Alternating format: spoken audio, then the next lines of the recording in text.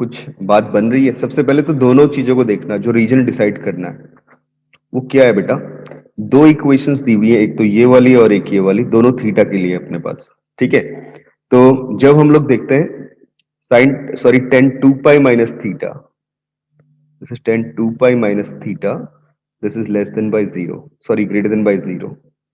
आप जानते हो tan two pi minus theta कितना होता है? फोर्थ क्वाड्रेंट में नंबर आया, फोर्थ क्वाड्रेंट में टेन नेगेटिव, तो ये आ गया tan theta is equal to is ये बन जाएगा माइनस टेन थीटा, और this value is less then greater than by zero.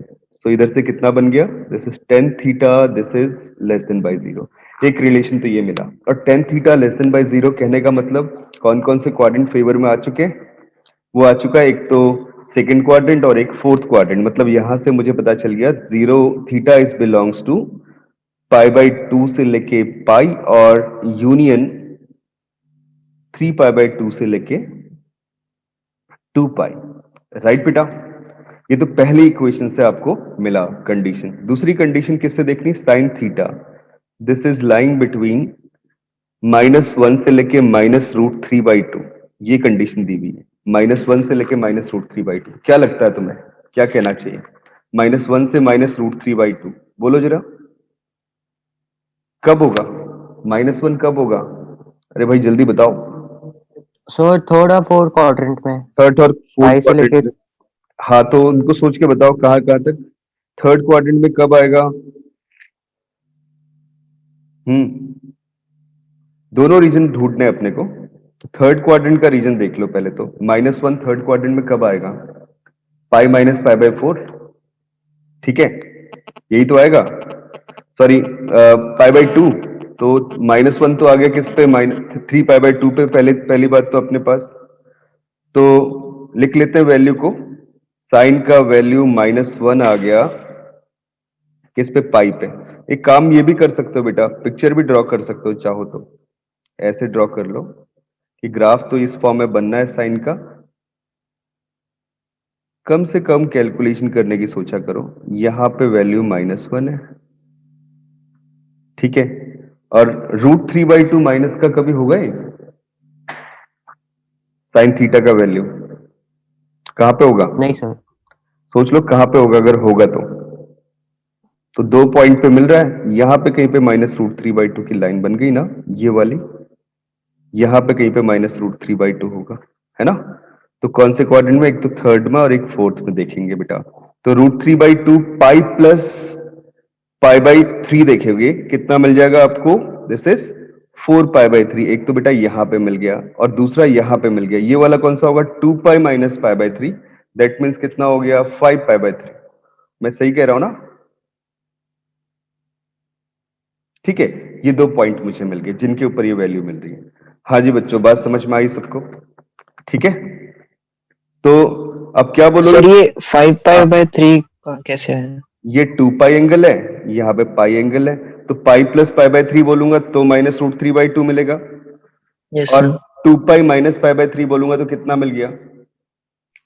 Five pi by three. Five pi. ठीक है, तो दोनों मतलब एक तो थर्ड क्वाड्रेंट और एक फोर्थ क्वाड्रेंट का एंगल ले लिया, तो यहां से वैल्यू क्या मिल गई थीटा की? This is belongs to four pi by three से लेके फाइव पाई बाई थ्री। ये तो आ गया अपने पास थीटा का रीजन। अब इन दोनों रीजन का इंटरसेक्शन कर लिया करेंगे कि कौन कौन से रीजन अपने पास बन रहे हैं। यहां पे बेटा three pi by two point था, यहां बीच में।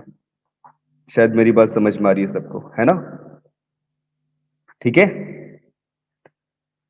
तो अब जरा इंटरसेक्शन ले लो, इन दोनों का क्या मिल जाएगा? पहले वाला रीजन डिफाइन कर लो। अगर तो किसी को दिखता नहीं है ना तो ऐसे भी लिख सकता है, ये पाई बाई टू से पाई चला गया, फिर उसके बाद पाई के बाद थ्री पाई बाई टू आया बेटा, वो यहाँ पे आएगा थ्री पाई बाई टू, और इससे लेके कहाँ तक चल रहा है? टू पाई तक चल रहा है।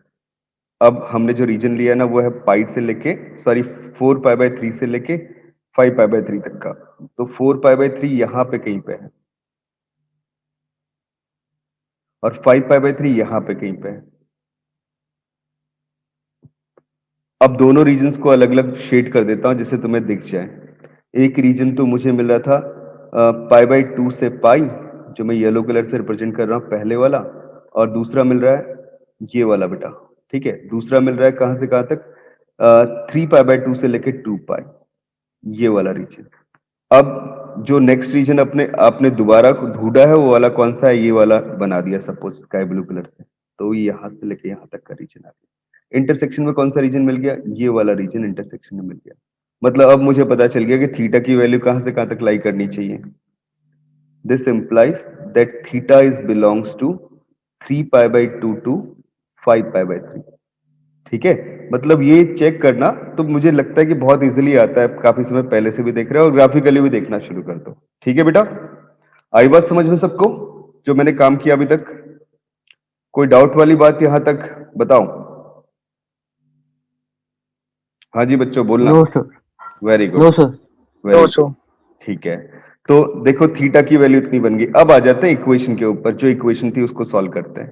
तो इक्वेशन क्या थी, 2 cos theta and this into 1 minus sine five. ठीक है, तो इसको लिख लो एक बार, 2 cos theta into 1 minus sine five, और राइट साइड में कितना है, साइन स्क्वायर थीटा, और एक cot फाइव मल्टीप्लाई में है तो उसको पहले लिख लिया मैंने cot five, and this into tan theta by two plus cot theta by two. इसको हम ब्रेक कर लेते हैं ऐसे, sine theta by two upon cos theta by two, this plus cos theta by two, this upon sine theta by two.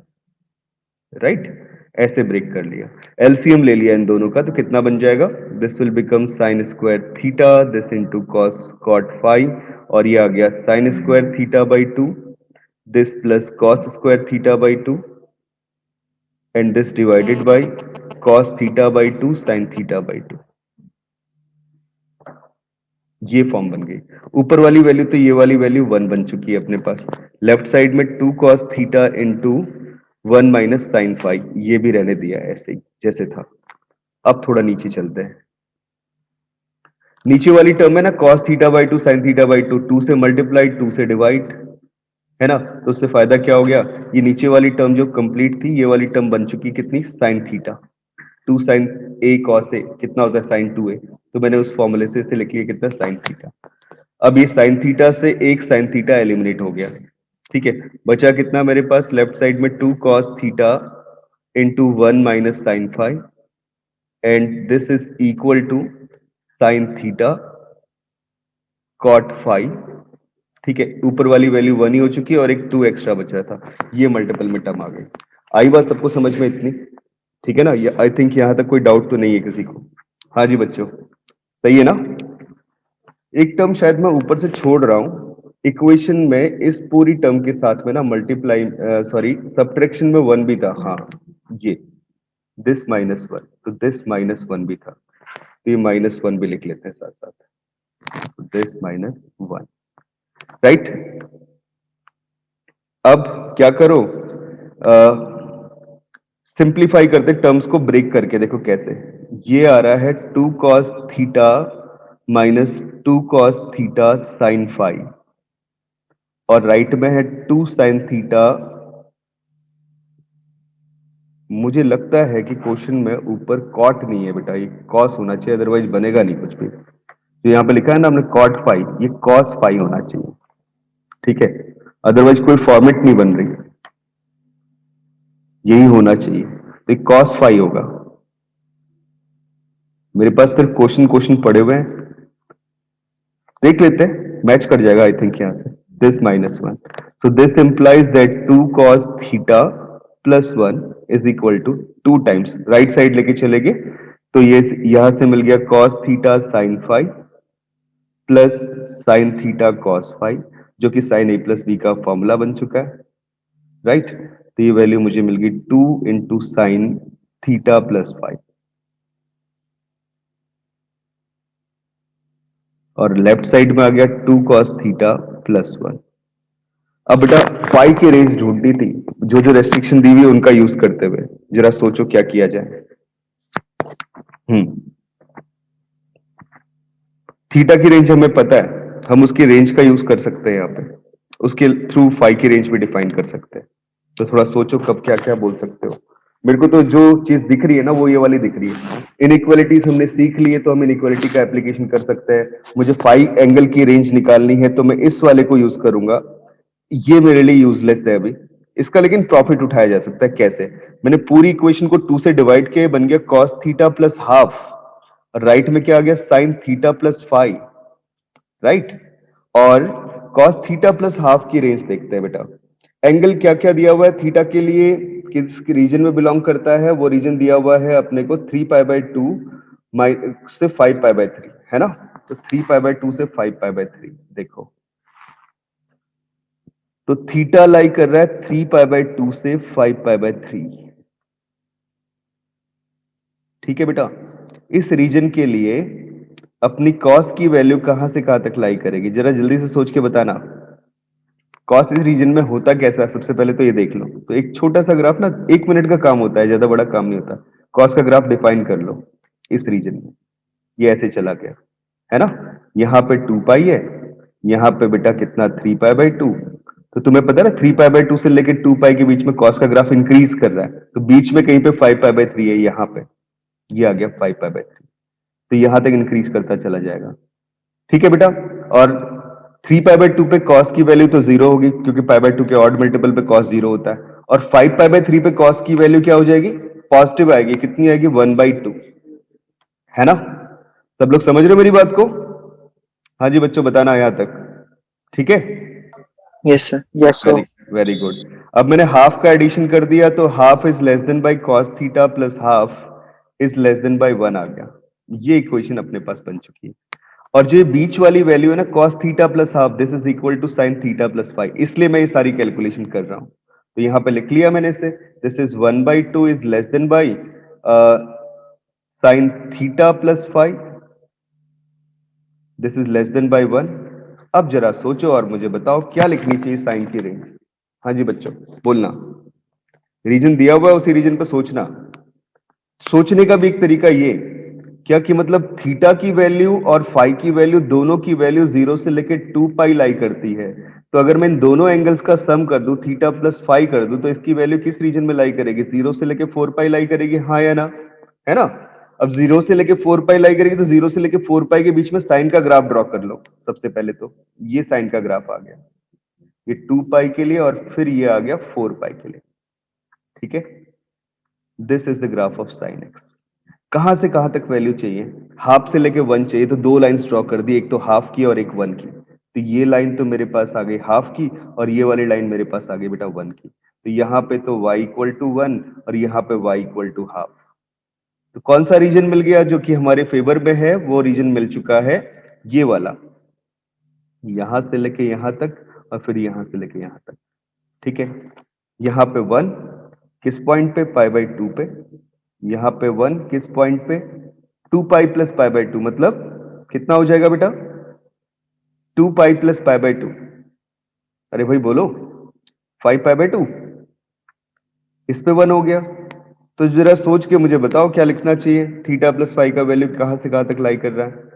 This implies दो possible reason मिल गए, एक तो यहां से लेके यहां तक का और एक यहां से लेके यहां तक का, दोनों रीजन में अलग अलग लिख रहा हूं। ठीक है, तो मैंने लिखा theta plus five, this belongs to, half value है तो ये तो π/6 पे आएगी, तो ये वाला पॉइंट क्या आएगा, π/6। ये वाला पॉइंट पाई से छोटा है, तो कितना लिखोगे, पाई माइनस π/6। ये वाला पॉइंट क्या लिखोगे, this is pi 2π minus π/2π plus π/6। और ये वाला पॉइंट अपन क्या लिखेंगे, जो यहां वाला पॉइंट आएगा, ये वाला पॉइंट लिखेंगे 3π माइनस π/6। बस इनको सिंप्लीफाई करके रख दो। ये बात सबको समझ में आ रही है ना। तो π/6 से लेके 5π/6, और दूसरे से क्या आ रहा है, और दिस इज 2π प्लस π/6, मतलब 13π/6 से लेके थीटा प्लस फाइव का वैल्यू लाई कर रहा है 3π, 18 माइनस 1 मतलब 17π/6, यहां तक इन दो रीजन में लाई कर। अब थीटा के लिए रेंज दी हुई है आपको, जिस रेंज पे अपने को सोचना है, जरा सोच के अप्लाई करो, क्या कहोगे। थीटा की रेंज यूज कर लो बेटा, ठीक है। क्या कहेंगे, लेकिन तुम डायरेक्टली यहां पे रेंज अप्लाई मत कर देना, पहले तो इसको ऐसे लिख लो माइनस करके, जैसे यहां से लिख लिया ना, this is π/6 minus theta is less than by 5 is less than by 5π/6 minus theta. ठीक है, और दूसरा क्या आ गया, 13 pi by 6 minus theta is less than by 5 is less than by 17 pi by 6 minus theta. समझ में आ रही है बात सबको? अब थीटा की यहां पे रखूंगा मैक्सिमम वैल्यू, तभी तो मिनिमम वैल्यू आएगी। जितना ज्यादा सब्ट्रैक्ट करूंगा उतनी छोटी वैल्यू मिलेगी। और यहाँ पे क्या रखूंगा? मिनिमम वैल्यू रखूंगा। सेम सिचुएशन यहाँ पे मैक्सिमम, यहाँ पे मिनिमम। हाँ जी बच्चों, बात समझ में आ रही है? ठीक है ना? सब्ट्रैक्शन कर रहा हूं मैं। सब्ट्रैक्शन मिनिमम 5 की मिनिमम वैल्यू के लिए सब्ट्रैक्शन कब आपको मैक्सिमम वैल्यू गिवन करेगा? जब आप मिनिमम को सब्ट्रैक्ट करोगे। और मिनिमम कब गिवन करेगा? जब आप मैक्सिमम को सब्ट्रैक्ट करोगे। हाँ जी बच्चों, समझ में आई बात? अरे भाई बताना हाँ या ना? Yes sir. Very good. और थीटा की वैल्यू है कितनी अपने पास? 3 पाई बाई 2। करो सब्ट्रैक्ट और बताओ क्या कहोगे। तो यहां से तो मेरे पास आ गया पाई by 6 this minus 3 pi by 2। Maximum value subtract करनी 5 pi by 3, sorry. And this is less than by 5 is less than by 5 pi by 6 this minus 3 pi by 2। दूसरा क्या आ रहा है? और this is 13 pi by 6 this minus यहां से value आ गई minimum value, maximum value 5 pi by 3। and this is less than by 5 is less than by 17 pi by 6 this minus theta का minimum value subtract किया, मतलब 3 pi by 2। इनकी value simplify करके लिख दो। इसको मैं लिख सकता हूं बेटा 10 पाई बाई 6, मतलब माइनस का 9 पाई बाई 6 आ गया। ये कितना आ गया? इसको लिखता हूं मैं अगले वाले को 9 पाई बाई 6, तो 5 माइनस 9 मतलब 4 pi by 6 with negative sign. अगला क्या आ रहा है? ये वाला टर्म आ गया। इसको लिखता हूं 10 पाई बाई 6 सब्ट्रैक्ट करें तो 3 पाई बाई 6 आ गया। अगला वाला देखना, ये वाला वैल्यू क्या हो गया? 17 पाई बाई 6 में से हमने 9 पाई बाई 6 सब्ट्रैक्ट कर दिया तो कितना मिल जाएगा? This is 6 pi by 6। सारी वैल्यूज बन गई ना, सिंप्लीफाई कर लेते हैं। तो this value is equal to minus का 2 पाई बाई 3, और ये वाली वैल्यू कितनी आ गई? दिस इज माइनस का 2 पाई बाई 3। एक मिनट, हाँ ठीक है, मैं सही तो लिख रहा हूँ ना? एक बार चेक कर लो। आई थिंक ठीक ही है ना? पहले वाला क्या है? 3 pi by 2, sorry sir 3 pi by 2 हाँ। दूसरा क्या आ गया? This is pi by 2। Pi by 2 और ये क्या आ चुका है? पाई। पाई। तो अब पता चल गया कि फाई की जो रेंज आ रही है ना, वो दो रेंज आ रही है। कौन कौन सी? दिस फाई बिलोंग्स टू, एक तो माइनस 3 पाई बाई 2 से लेके माइनस का 2 pi by 3, union pi by 2 से पाई लेके बाय 2 पाई। ठीक है। अब दो लेकिन नेगेटिव है। दूसरा वाला नेगेटिव है, तो इस वाले रीजन को हम लेंगे नहीं, हम सिर्फ इसको लेंगे पाई बाई 2 से पाई। ऑप्शन देखो कौन सा यस सर। करेक्ट हो गया? हाँ वेरी गुड। ऑप्शन देखो कौन सा करेक्ट हो गया? हाँ ये आ गया बेटा, पाई बाई 2 से पाई। थोड़ा देखना कौन सा मिल रहा है। पाई बाई 2 से पाई आ रहा था ना? हाँ, बी ऑप्शन करेक्ट होता, क्योंकि ये हाँ रीजन, सर। ये उसके अंदर ही इसके अंदर ही रीजन लाई कर जा रहा है ना, इसलिए हमने ये बोल दिया। ठीक है।